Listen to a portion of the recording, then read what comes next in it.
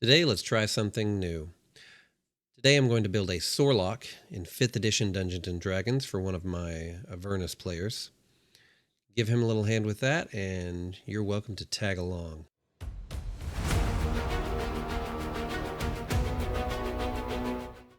A SORLOCK is a split of a sorcerer and warlock in Dungeons & Dragons 5e. What it does is it allows you to cast arguably the best cantrip in the game, which is Eldritch Blast. And it allows you to cycle your normal spell slots for the damage provided by your Eldritch Blast. What I like to do is I start off with a sorcerer. I do this for the Constitution save because later on, if we want to take Warcaster, or if we find we need help with concentration or something like that, then this is a good place to start. Now, it doesn't start us with Eldritch Blast.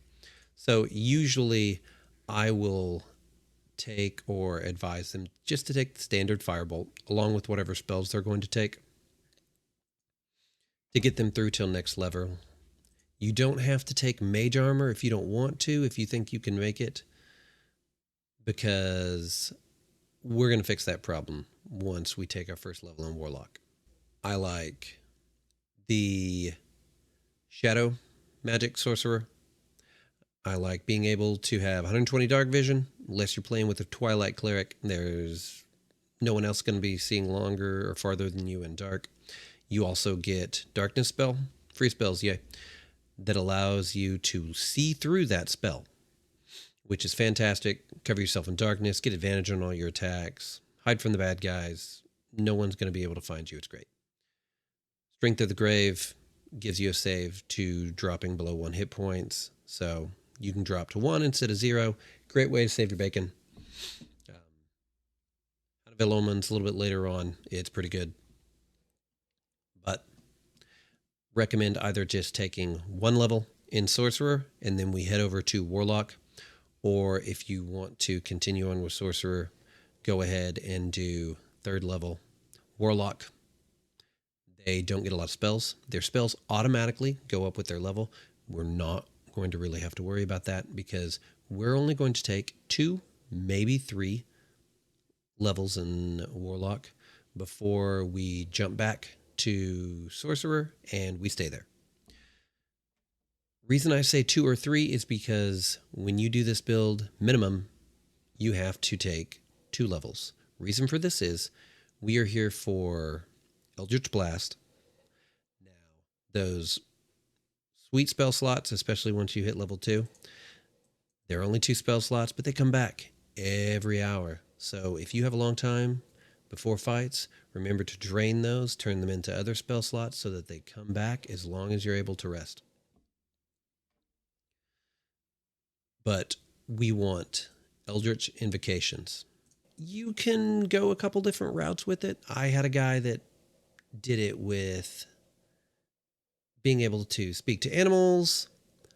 Not really one of my favorites, being that you don't really get any more of these, but, you know, there's worse picks, I guess.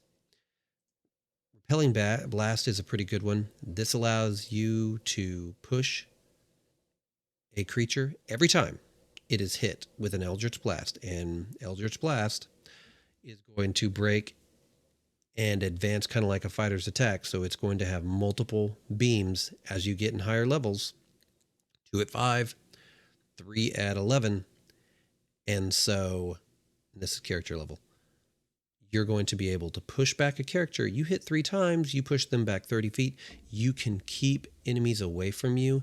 You can help control the battlefield. I think it's great. Not everyone likes it because they've got to have melee that run around, or you've got to work with people, but Agonizing Blast is what we're really here for, more than anything. It allows us to add our Charisma, which is our main spell focus, being that we are a Sorcerer and a Warlock, to Eldritch Blast. So by the time this is done, we're going to be adding 5 per each one of these blasts when we hit. So 5, 10, 15 by the time you hit mid-levels, that is good So that is what we're mainly here for when it comes to a warlock. Now, you can decide to go to level 3 if you want. The pack boons can be pretty good. When I go this far, or depending on the party makeup, I really like Pact of the Chain. Now, there are some other ones. Some people do Pact of the Blade, and that lets you turn it into a weapon, and then now you're a melee warlock, and it's pretty fun. Pact of the Tome is great if you don't got to have a lot of casters, allowing you to perform rituals. But I really like Pact of the Chain because it gives you Find Familiar, which there are other ways to get it, and that's fine.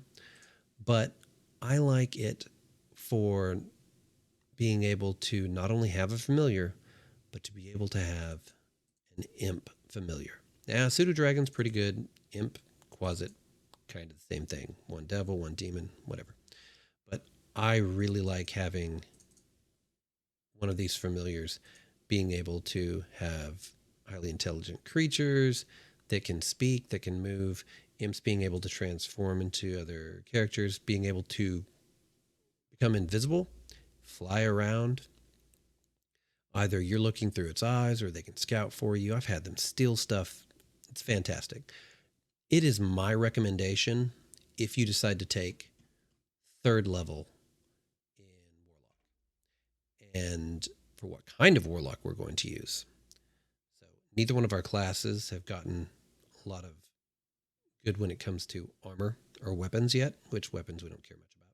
But Hexblade is, if not tied, still the best that you're going to get when it comes to choosing a warlock. 1st level, you get Hexblade's curse. Now, this does come back either in a short or long rest, but you put this on a creature. I mean, either you gain bonus to the curse equals to our proficiency, which is good. I mean, it's a good debuff. Hexblade Warrior is one of the main reasons to use this. The reason for this is medium armor and shields. Not just light, which we get from Warlock anyway, but the medium armor and the fact that we get to use shields is key. So being able to use shields means we get to really up our AC. It's up 2. Now you can get it enchanted later on. I played a SORLOCK one game. I was tied for the tank in the group, if not 1 point higher, and I never had to worry about getting into combat.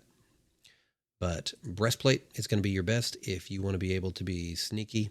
If you do not mind taking the disadvantage on your stealth checks and you can manage the weight, then half plate will get you an additional 15 AC. When it comes to attributes, because we're doing something with medium armor, max AC bonus is going to be 2. Then I want a 14 in dexterity because we're trying to up that AC for our survivability. I don't care about strength.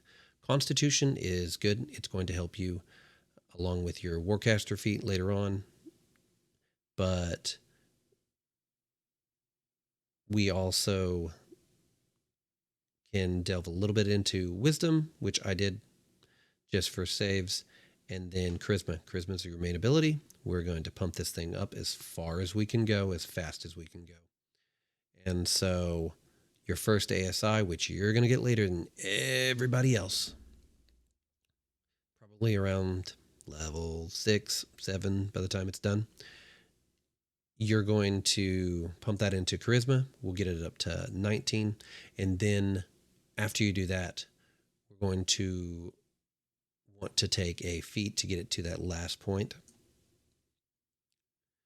Something along the lines of like Fey Touch is really good.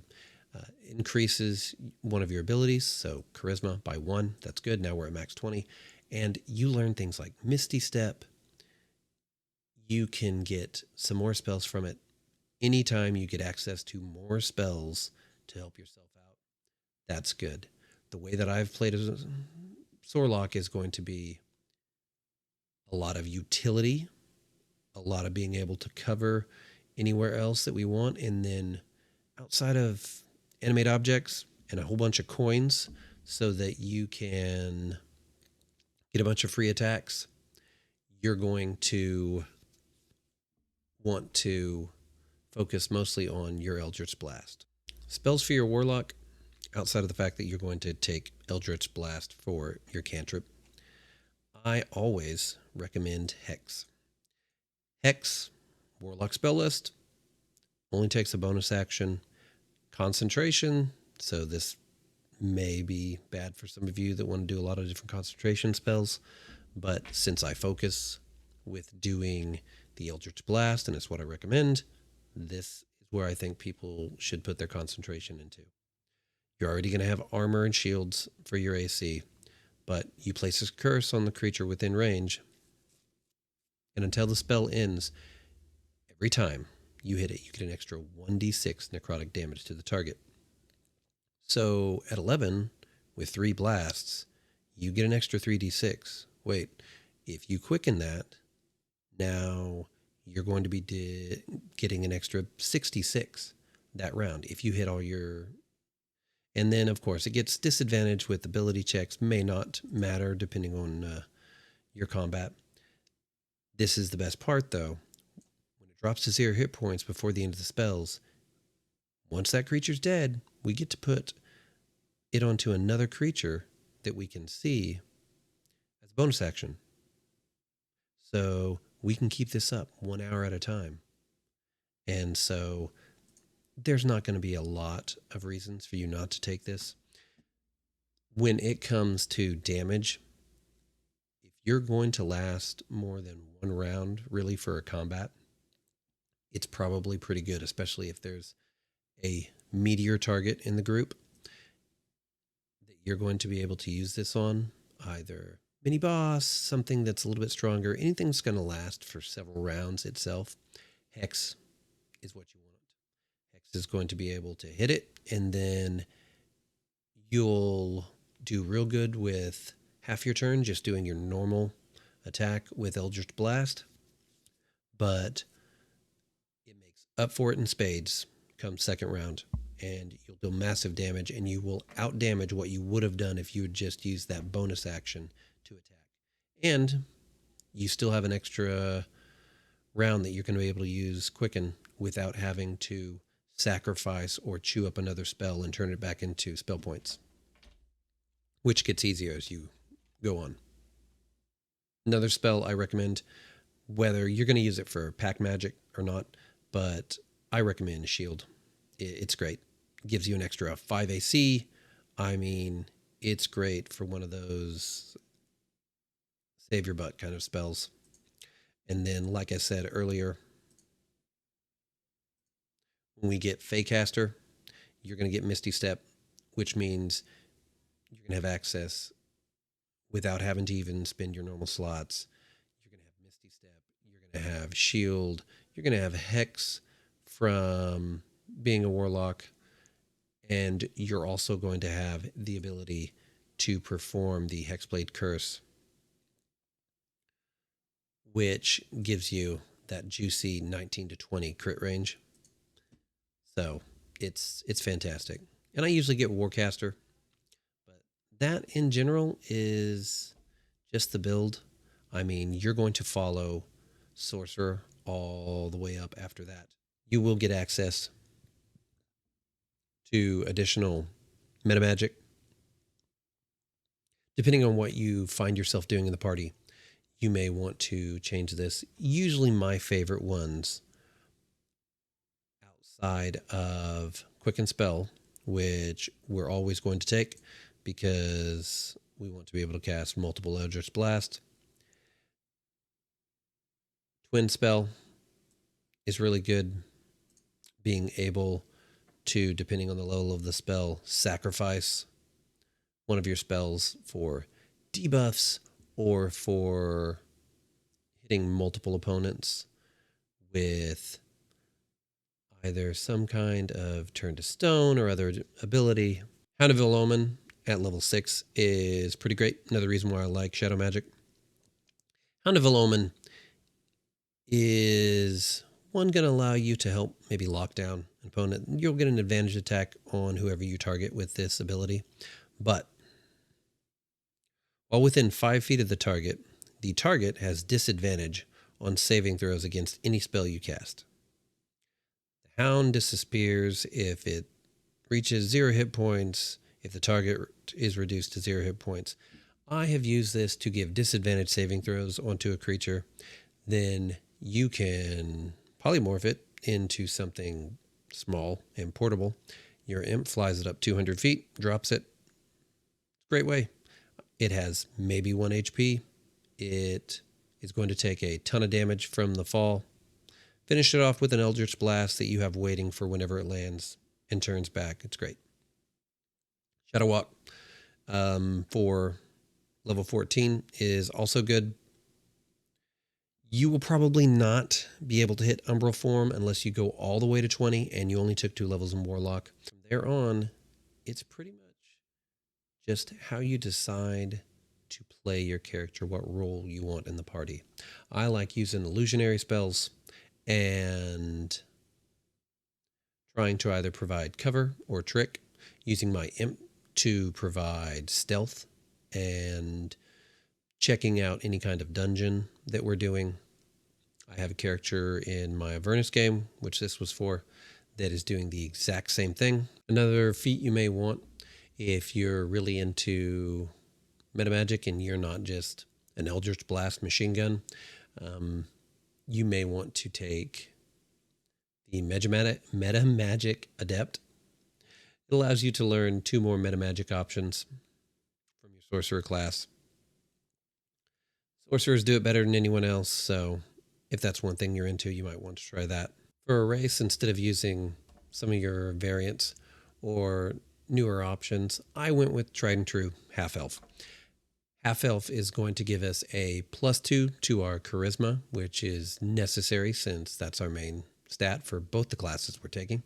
I also put one of its abilities into dexterity because I wanted to up my 13 that I put into it for my AC. The other one I put into wisdom. You could put it into charisma depending on how you want to play out your character. If you think you're going to need that concentration, or maybe you're going to need to have the extra HP if you're going to go with either a blade lock. That is my SORLOCK build that is currently being run inside my 5e Descent into Avernus game. He is running it to great effect. He just hit level 7, and so he got his ASI up finally, and he is using his imp to scout out for the rest of the party, and he's loving it. The only difference really is he is playing a Harengon, and so the rabbit jokes ensue. But other than that, try out a SORLOCK. It's a great way to have a lot of utility for your party and still allow you to dump those spell slots and deal massive amounts of damage. If you like this video, check out my others. Don't forget to hit the like and subscribe button. If you have any tips or requests, drop them in the comments below. And until next time, may your crits be epic, your adventures legendary, and your gaming table filled with laughter.